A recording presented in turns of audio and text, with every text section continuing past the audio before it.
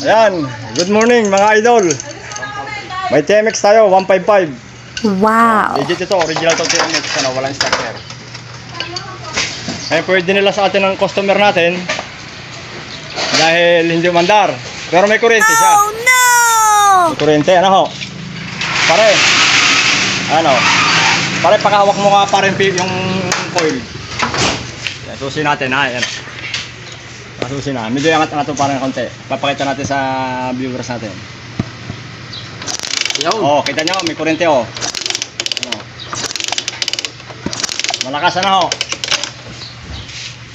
Ngayon po pag ganyan ang sakit ng motor, ang may diferensya dyan ay wala sa makina. Okay naman ang compression, matigas na dadyakan. Ang diferensya niya CDI. Papakita ko sa inyo. CDI dahil sa ang kuryente niya mabilis po yung pagkakaputol-putol niya. Kumbaga parang masinggan eh. Parang masinggan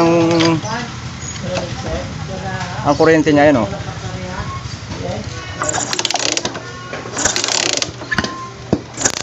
Yan oh.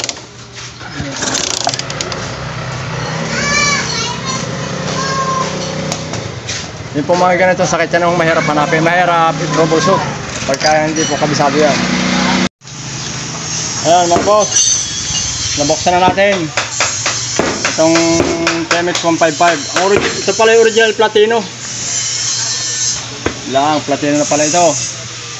Ngayon sinumvert ito sa ayan, ignition CDI pang X4 ang conversion nya.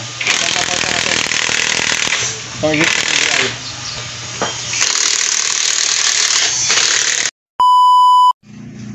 Ayan mga boss, napalitan na po natin ang ng bagong ignition CDI ng pang X4.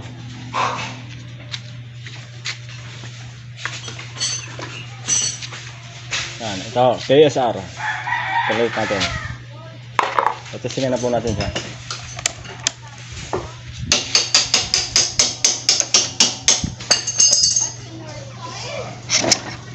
Medyo mahirap ng panda nito, talagang pa.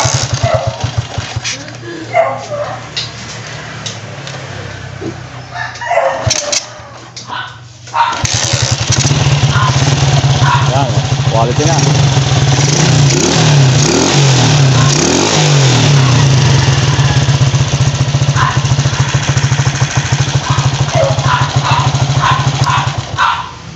Ito hindi porket may kuryente, aandar po yun. Kasi meron kuryente na sa pakiramdam natin parang basag siya. Yung ang tunog ni kakaiba. Yun ang sakit niyan.